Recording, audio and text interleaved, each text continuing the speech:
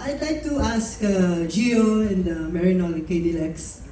So, Katie and Alexa, were you able to see yung production tonight? Nakita niyo yung excerpt? Yes. Mhm. Yes. And do you think, at this point, kaya? Kaya tapatan or kaya higitan? Kaya. Or Kaya. heart? Kaya. Sila na po yung sumagot. We can only hope and pray. Yes. They've been rehearsing with us. Yes. Okay. Yeah, so it's Nice. they didn't just like pop in today. They've actually been rehearsing with us. So yes, Yes. I would Yeah. say so. Yes. And ayun po, it's Feb. We have until Feb, and so we're gonna be prepared by that time. Ayun siya. Mag-expect ang mga fans, ang mga stans. Mga stats. Who wants to answer from Gio, Marinor, Katie, and Alexa? So, I just want to know, what is the biggest lesson you learned from your character? Like, after studying their strengths, weaknesses, and flaws, like, what is something you discovered in yourself as an actor? Or as a person in general? Contestant number one.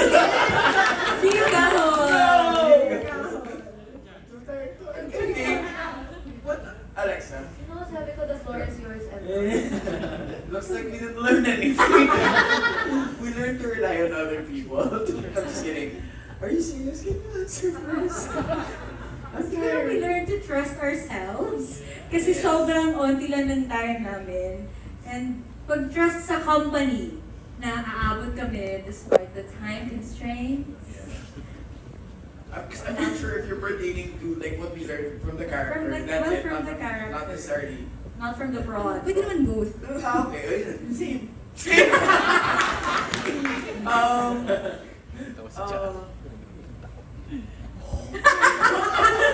Sorry, pagod na ba So ako? lost. Sorry. Okay, I'm just gonna say something similar to what she said because we really didn't have a lot of time to put the show together, and the same was the case back in 2019. We had 14 rehearsal days, and which is sort of similar to now we had 17.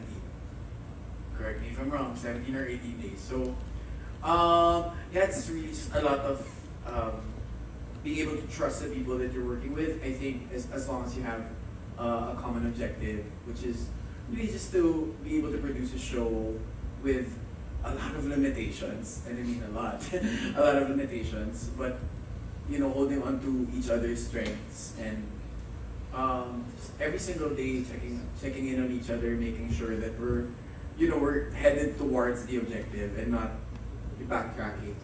So yun, it's also at least for me, it was very comforting to know that I'm working with my fellow artist teachers from PETA. MNR is sort of like a PETA artist teacher. No, just kidding. That's not for me to say. But yeah, most of the people you see here are members of the company, and it's been a while since we had a production. It's like what, 80-90% PETA artist teachers. So that was it wasn't a lesson. Actually, it was just natulog na tayo na! Ang daya niyo! Kayo naman, kayo naman. But yeah, I mean, this is the strength of the production. Yes, I think yes. like the people, it's really the people that we're working with. So, yay! Okay, sige. Okay. Siguro since he was talking about his learnings from the production, we'll talk about our learnings from the character please, naman. So maybe for me as Julia, I think it was evident in the whole story how love conquers all. May it be para sa bayan, para sa pamilya, o para sa pagmamahal mo sa significant other mo. And that if you both have, or if you all have that common goal, like what he also said about being in production, you can all achieve success if you all work together and in sharing that love for that certain thing. Yes. Sa akin naman, what I learned from Tenyo, kasi this is a spoiler, I know you've seen a preview and you didn't see the actual thing, but if there's a will, there's a way. Pag may gulong, My God! No, but seriously, like looking to the story, they were put, in the second act, they were put under impossible circumstances on how to get back home sa bayan nila and get back to Julia. But, ayun nga, sila Tenyong and the other Katipunas, they found a way to conquer that. And I don't want to spoil, I really don't want to spoil. So, sorry. Yeah, if you wanted to keep it, that's what It's okay. Thank you so much. Thank you. One more question, Alexa. My questions are, what was your first reaction when you found out that you guys were going to star in a musical that is Taglish? And then my second is, with regarding the adjustment from acting on screen to acting on stage, what was the biggest challenge about it, and how did you execute that? Yeah, answering your second question po. Ayun nga po, the biggest challenge po dito kasi pag nagte-taping po kami, wala pong take two, wala pong cut. Kapag nagkamali ka sa stage, wala dire-diretso lang yan, you can't stop it. So, that's one of the biggest challenges here. And especially sa akin po, I was born and raised speaking English, kahit dito po ako pinalaki. So, that was one of the big struggles for me. Kahit nasa taping ako, hindi po ako magaling mag-Tagalog. Hindi ko makabisado yung mga lines ko kasi ayun, ang hirap or sobrang haba. Like, if you notice in Run to Me, I have a lot of, may slang ako. And kahit ngayon, may slang pa rin. Pero, ayun, I'm really practicing speaking Tagalog every day. Kahit sa mga parents ko, tinatagdalugan ko na sila. So close. Pero so, I'm still practicing. A4. So, ayun po, yeah, just being on stage and you cannot make mistakes, no? And singing din. Singing is a big struggle. I love singing, but theater singing is different. I'm an R&B singer. I don't really have much diction when I sing. Like when I sing, it's very nasal, but here you really kailangan buo talaga. But I'm working on it, and I'm excited for next year. For me, honestly, when we were in New York last August, we watched a lot of musicals. Thanks to Direk Lauren. He introduced us to musicals, and while we were watching, we were so inspired, so amazed. So we said, parang masaya. It looks really hard, but I think we would like to try. And then when we were offered Walang Aray, I just wanted to say no. Not because I didn't want to do it, but because I was terrified. I still am terrified, horrified. Because I'm not used to this. It's totally different from acting. Like what he said, we have take twos. We don't have to memorize 100 pages. We only have to memorize the scene that's gonna be taken. We don't sing live, and there's prompters if we need to. This is ibang klase. Yeah. Ibang klase. So I had no faith in myself. I was just fully doubting. I can't do that. I'm gonna mess up. Mapapahiya ako. Hindi ko kaya. But everyone from Star Magic, they really, I don't know, believed in me. They really believed in me. Na, hindi, kaya mo yan. Kayanin mo yan. And then sabi ko, I prayed, I asked God for a sign. Because I want to do this, but I'm too scared to say yes. Kasi it's a big responsibility. So sabi ko kay Lord, please give me a sign para makasagot na ako ng confirmation that I will join. And then I saw an Instagram post saying na if the only thing stopping you is fear, why don't you get to know it? So I said, okay, I think this is the sign. It's time to challenge myself. The songs are not my genre as well, and nanginginig talaga ako pag kumakanta ngayon kasi I'm scared. But I've been, more than scared, I've been enjoying everything, working with these amazing people who inspire me. Every day I am on this stage or watching on those chairs. So sabi ko, this is the best decision I made, I think, this year. I'm so happy. At wala na akong ibang bukang bibig sa bahay o sa lahat, sa labas, kundi ito, kanta kami lagi, Borta. Lagi! Kagabi sa Star Magic Ball, sinasayaw namin kahit yung tugtog party, Borta. Yung dance namin, it has consumed my life in the best way. So I love it. Yes, thank you so much. Thank you, Lauren. And again, thank you also KDLex for being here. You're really warmly welcome by the PETA family. Thank you po. Sorry, can I ask one more question? Okay. So you guys being here, I think is also kind of, it comes with a responsibility of kind of introducing a love for theater to fans that have not yet been open to it.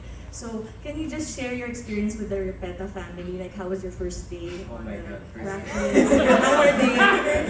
I'm gonna get in trouble. Hindi, sobrang saya. Like, especially the first day. Like, they were so warm and welcoming sa amin. And we immediately felt belong. And you're all my ates and kuyas. I mean, you're all my peers. You're all my peers.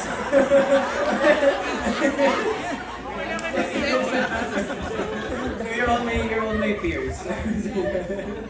Sorry. So, my first day, I remember, I was scared to sing the songs again kasi sabi ko, I kept complaining, ang taas po, hindi ko po kaya, please change it. I kept complaining. And then after the first day, I went home. Sabi ni Mami, kamusta, kaya mo ba? Pwede ka pa humindi. Sabi ko, I love it! I loved it so much. Even if I didn't do anything, just watching it. So, it's fun. I loved it. And nakakapayat din. And ngayon, pag wala ng practice, I get sad. I got sick recently and every day I was texting my handler, I'm so sad I'm not there. I feel so bad I'm not there. It's great. I love it. I love the bata. Oh yes. Yeah, we also work out, so that's how we're getting in shape. I think we have benefited so much, honestly, for being here. The learnings, hindi mapapantayan ng ibang experience. Opo. KD and Alexa. Now you're experiencing this, ano na-discover ninyo sa sarili ninyo? How much I want to do this. Opo.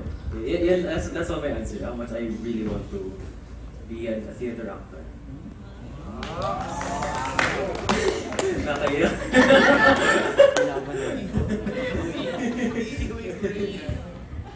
With me naman po, rather than discover, it's more of a realization. How I have to stop letting fear take over my life and take away opportunities from me just because I'm afraid. So this is a big challenge and a big challenge accepted. Para sa apat na leads, how do you handle the aray ng buhay? Let's go, Gio.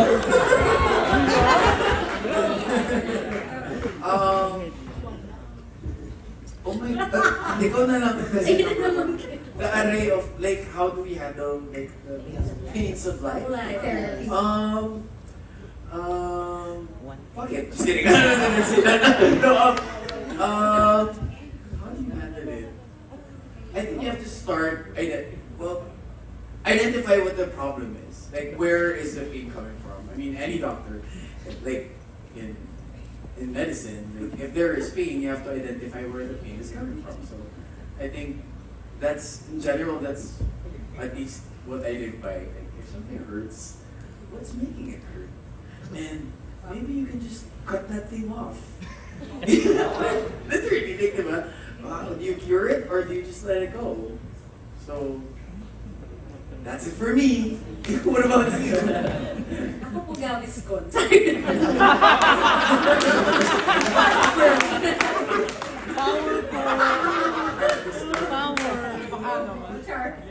Coke, para makabulis. Well, kami po sa team, we always say, God bless. So, ako, I stand by that. Kasi ako talaga, I pray. And we all pray. We all pray before the show. We all meditate, ganyan. It's part of my preparation din as an actor. And kung wala na talagang sense ang life and puro aray, God bless. GV lang po tayo. GV, God GV, bless. God bless. How about KD and Alexa? You wanna go first? Okay. For me, paano mawala ang aray? Kailangan mo siyang damdamin. Kailangan, you have to feel it. You can't shove it. You can't push it aside. Pain demands to be felt, so you feel it until the feeling lessens. But you should also give yourself time. hindi ka pwedeng habang buhay ka na lang gagawa. You need to set a point in your life where you get up and you try to make things better for yourself. So that's mine. I let it take its course. I let it run its course over again. Opo. I think for me, the only way to like move on from pain is to actually go through it. Para, and that's what gives you wisdom. So, sa akin po, assess mo yung nararamdaman mo, let it go, and see a doctor. It's always become therapy.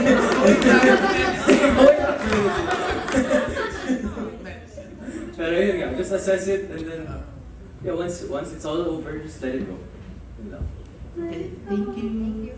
Thank you. Ika nga ng play na to, tumindig at umibig. Last two questions. My question is for the four leads. So, actually yung magkaka-alternates, ano yung natutunan nyo sa ka-alternate nyo? Ay, ako, Natutunan ko kay Katie na 15 years older ako sa kanya.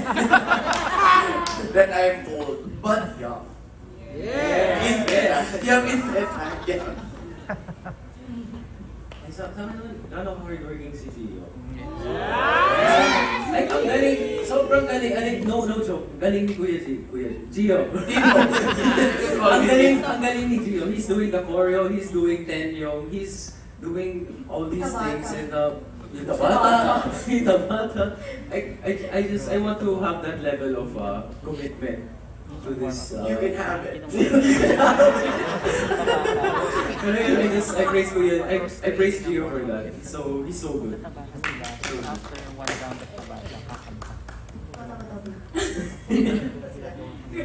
With Nor, she is a triple threat. Triple threat. But even if she is so incredibly humble na gusto ko na siyang kutusan. Kasi parang, galing mo, di ka ba aware? Violence. But she's always kasi wanting to learn and asking for opinions na kung ano pang pwede niyang baguhin, gandahan. Ganyan siya. So siguro, as someone who's also learning, I want to have that much hunger as well. And yeah, that's it. Sorry ako, I'd like to say na si Miss Alexa, for me, she looks so confident, but I learned then that she's also very humble kasi sasabihin niya na, oh my God, ang taas ng kanta. And then, pag sinabi ni Kuya Vince, okay, sing. Okay naman! And ang ganda! So actually, siya talaga yung humble. Siya talaga yung humble. I'm excited for her next year. For them. God bless. God bless. Sige na nga, parang joke kasi yung sagot ko eh. Bigyan ako ba't yung sagot? Sorry, hindi na. Pagod na po kasi ako. I just have to say about Alexa and KD. They're really excited to be doing this. There was one time we were running was it Act 2? But I was really tired. I just came from teaching choreography and then we were gonna go straight into running the second act. Tapos nag-joke lang ako kay KD, oh, you're running daw kasi I'm tired. But then he said yes. Yay! So, because I just feel like they want to experience theater in its entirety. Yes. So, kahit joke lang yun, game na game naman sila. Yeah. And they're ready. They're ready. In 3, 2, 1! Isa po. Thank you. And Sabi sa shirt niya is, walang aray, tumindig at umibig. Yes. So for you guys, paano kailan dapat tumindig pagdating sa pag-ibig? I can't answer because I don't know what tumindig means.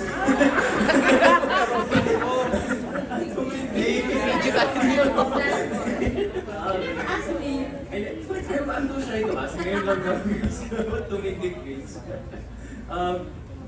Like, standing up for your love, I guess. Kailan? Lagi. Lagi. Kung wala sa apakan na ibang tao, love should be celebrated. It Yes. should be spread to everyone, not like COVID. So, always, laging tumindig para sa pag-ibig. Yeah. Sa akin naman, I always stand up for the people that I love. Because like my parents, my friends, Alexa, I always stand up for them when something is trying to get in their way or basta ako naman, I'm ready to go to war for them. Hindi maiiwas.